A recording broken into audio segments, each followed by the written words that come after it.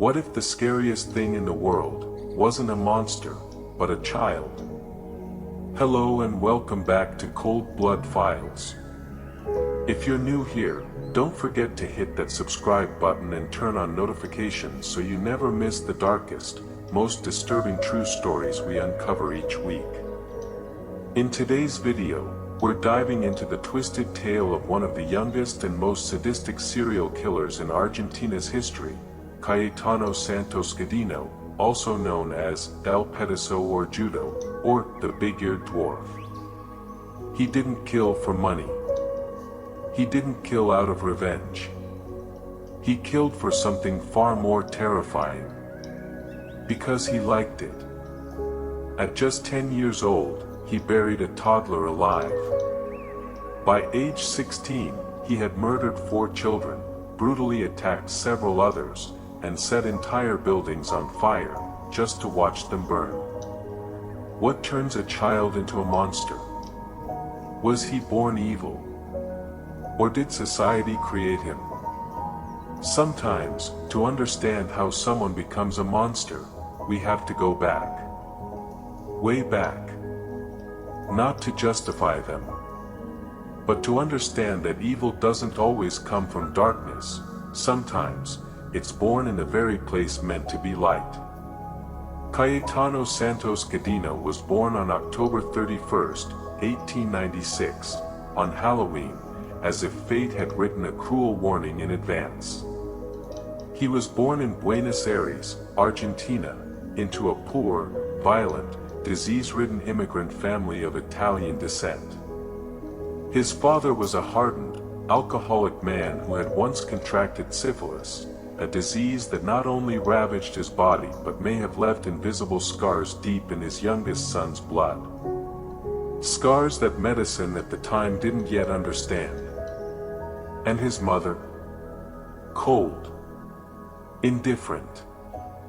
Among 8 children, she had neither time nor tenderness left for the sickly, fragile boy with strangely large, protruding ears, the same ears people would later whisper about as the twisted hallmark of a devil in a child's body.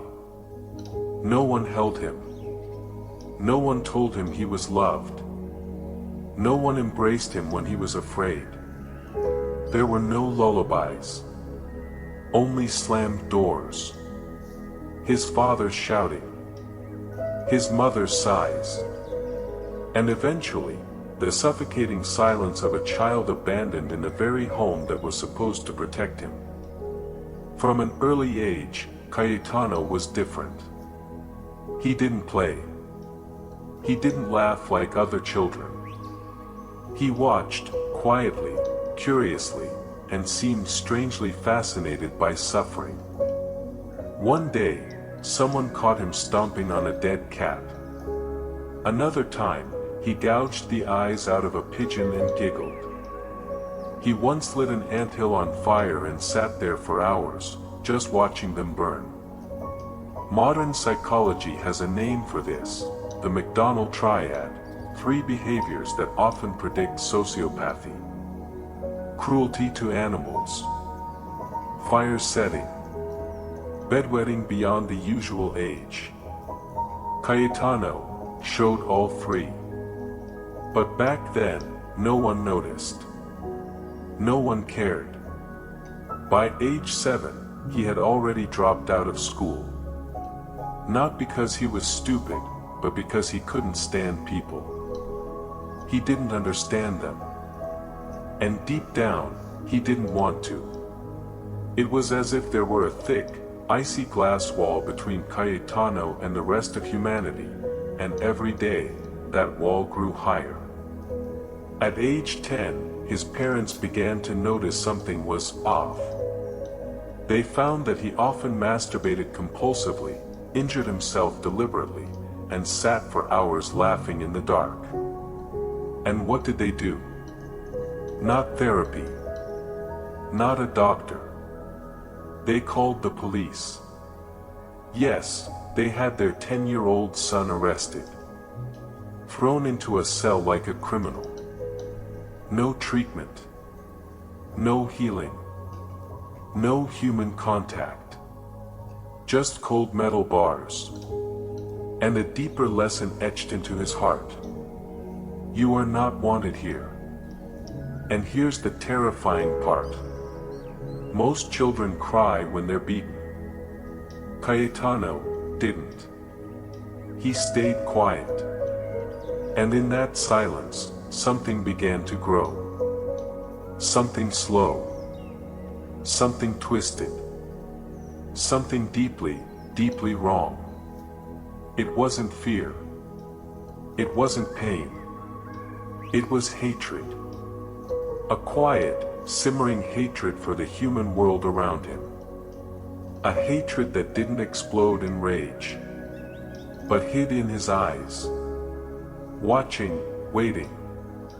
Until one day, it would erupt in a way that shook all of Argentina. And this was only the beginning of a nightmare dressed in the body of a child. Some crimes, when we look back, feel like they were screaming for attention all along. Cayetano didn't hide in the shadows. He wasn't some silent figure who killed and vanished like in a thriller novel. No. He was loud. He tortured animals in public, set fires, threatened adults, and attacked children, openly, carelessly, and long before he turned 13. But society chose to look away. Not because it didn't know, but because it didn't want to confront it. In 1911, when Cayetano was about 14, his behavior escalated dangerously. He attacked neighborhood children without provocation. He stole, set fire to crates and clothing, and vandalized property.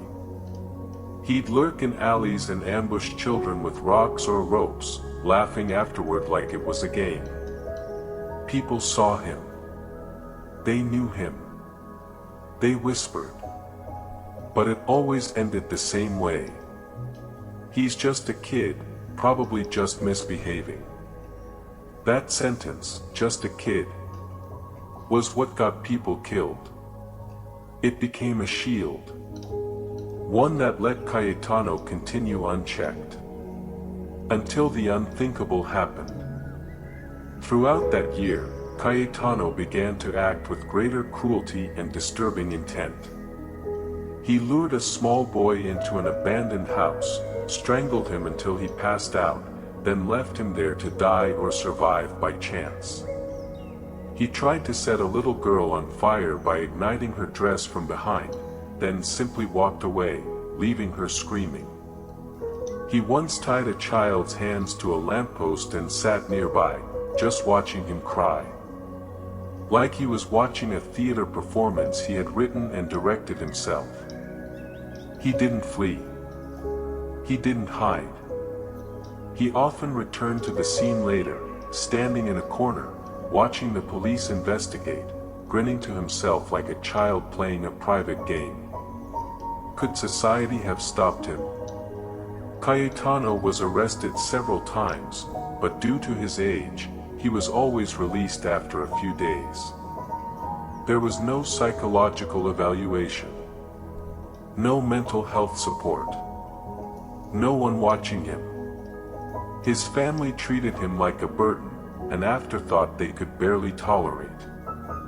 No one asked, why does a child act this way? No one questioned whether this was more than mischief. No one realized this wasn't rebellion, it was rot. Sometimes evil doesn't explode with a bang. It leaks, quietly, slowly, like a wound that never heals. And by the time it festers, it's already too late. That's what was happening to Buenos Aires. A society bleeding from a cut it refused to treat. And the source of that wound was a small, strange boy with hollow eyes and an unshakable hatred. Cayetano didn't try to hide who he was. He screamed for help in the only way he knew, through cruelty, through fire, through violence. But no one came. And then, he turned 15. The age of blood, of flames, and of his first victims. Some children are born to be loved. Others are born to destroy everything they touch. For Cayetano Santos Godino, death wasn't something he feared. It was something he craved, the way an addict longs for a stronger hit each time. And with every act of violence, he inched closer to his own twisted form of ecstasy. September 28, 1904, the first recorded attack. At just 7 years old, Cayetano lured a 2-year-old boy to a vacant lot near his home. There, he beat the toddler and tried to strangle him, leaving him unconscious and alone. The boy was found and survived. But no one dug deeper. A missed chance to stop the nightmare before it truly began. 1905, escalation begins. He developed an obsession with torturing animals. Cats, dogs, birds. Any creature that breathed became a target. He cut off ears, ripped feathers, set them on fire, and never flinched.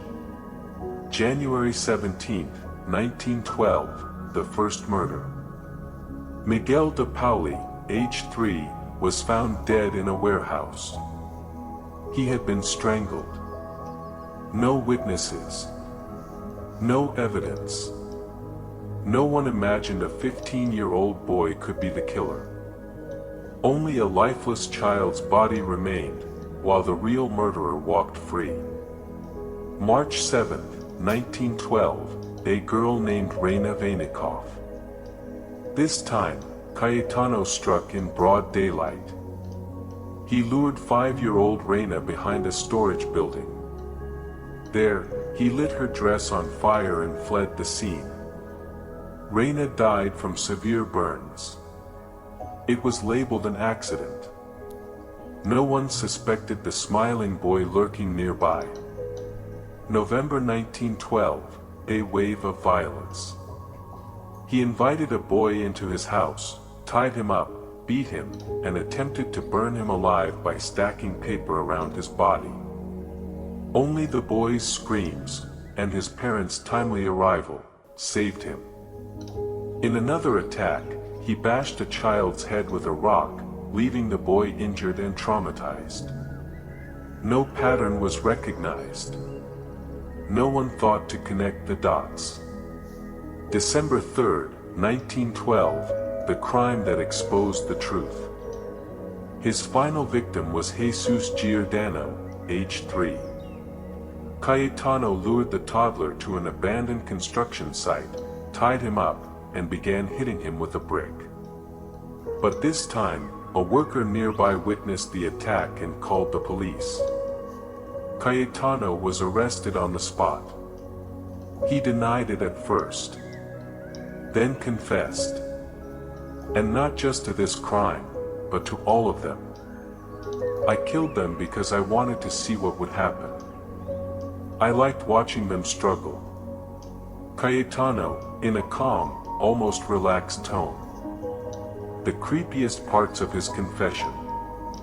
When asked about Reina, he smirked. I thought her dress would burn quickly. On Miguel's death. I don't remember his face. I just remember squeezing his neck until he went soft. When asked why he didn't stop, I tried. But that feeling, I couldn't resist it. Cayetano didn't kill out of rage, or revenge, or desperation. He killed because he liked it. It was a hollow pleasure, a perverse rush, a hunger that nothing could satisfy except the death of innocent children.